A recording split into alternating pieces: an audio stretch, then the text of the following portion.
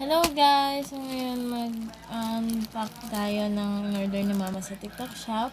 So, blouse daw ito. So, let's see kung anong pangalan ng blouse. So, nabili niya to for only 194 pesos. Hindi siya black. Joke lang po. Wala siyang pangalan kung anong pangalan. Pati lang yan, napakaganda naman ng packaging niya.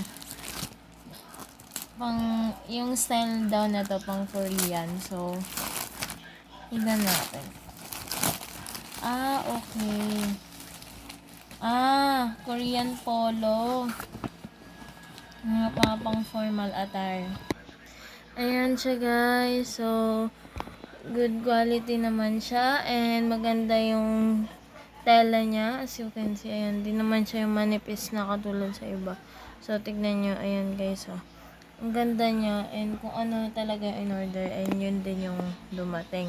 So, wala naman siyang any damage. Maganda siyang dumating and maayos.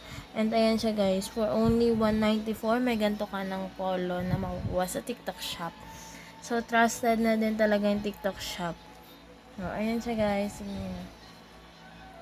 Ang size nito is large. So, may mga pagpipilian din kayo doon.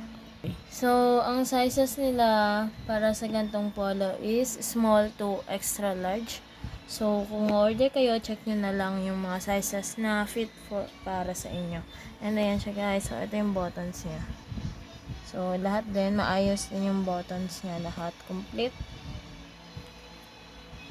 Ayan.